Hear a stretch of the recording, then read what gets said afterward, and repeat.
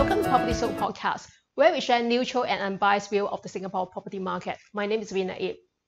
The most shocking news this week is no doubt the sudden decision of Malaysia to cancel the Kuala Lumpur-Singapore high-speed rail project. What are the lessons learned for all of us? How big is the damage with scrapping of the high-speed rail? Will it impact the Jurong Lake District development plan? How to survive and find opportunities out of the crisis? Let's discuss all this in this podcast.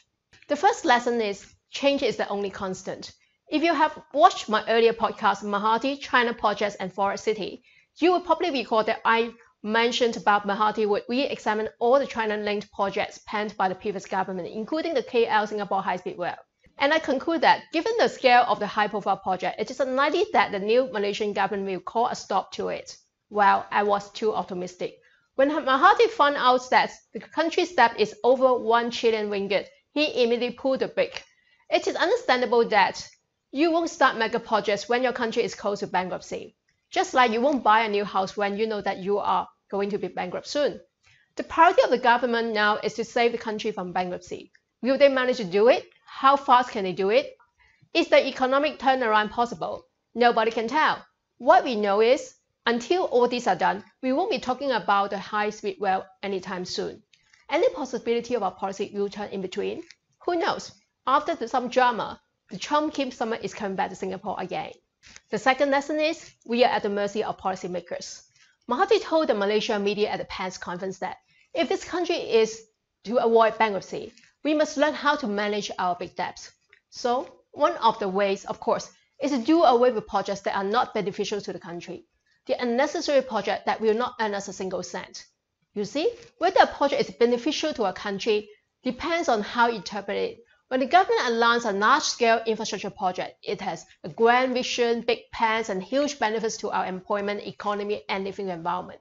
But once the policy changes, the big infrastructure project immediately becomes a white elephant and a huge financial burden to the country that will not earn us a single cent.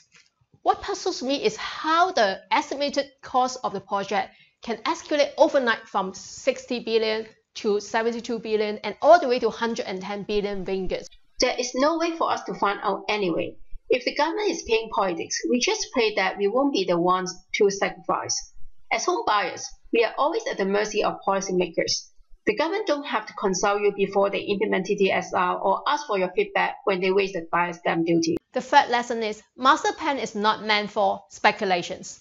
The 350-kilometer high-speed rail can cut transportation between KL and Singapore from 4 hours by car to 90 minutes by speed train, avoiding all the traffic jams leading the way to customs during peak hours.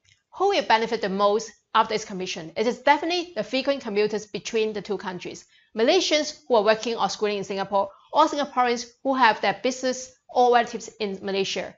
But we have far more Malaysians traveling to Singapore daily versus Singaporeans going to Malaysia shopping every day.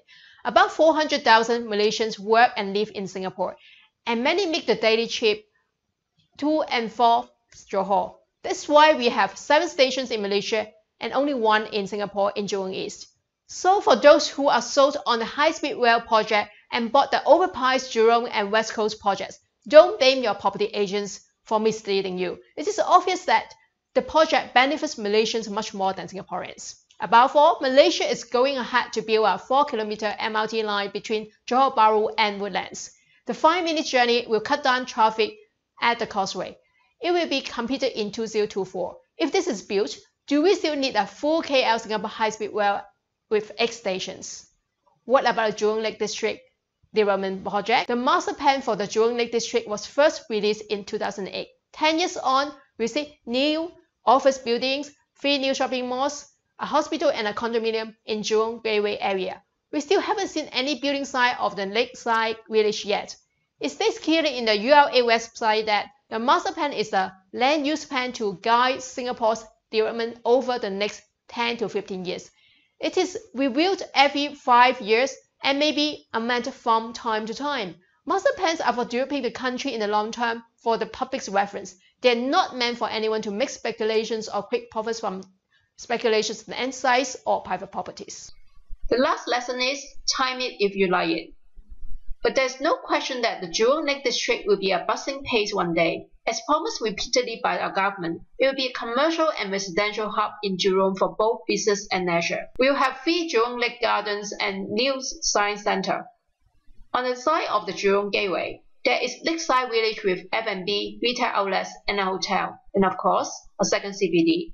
If you like a family-friendly pace with waterfront living like the East Coast and Punggol, keep it in your to-buy list. There will definitely be new residential projects, both public and private homes in the new district. And depending on the economy at that time, who knows, you may be able to buy your dream home there in a newer development with a more livable layout and at a more reasonable price. If you are a property investor and you are betting on the future potential of the new district, ask yourself 3 questions. Number 1, are you buying the Jurong Lake District at the peak or bottom of the market? Number 2, how long are you prepared to see the area to realize its full potential? The last question is, are the type of tenants you like prefer to stay in town or heartland districts? Don't forget, Jurong is originally an industrial area with HDBs built to house factory workers and their families. So be realistic. Do you think many expatriates would like to stay in Jurong?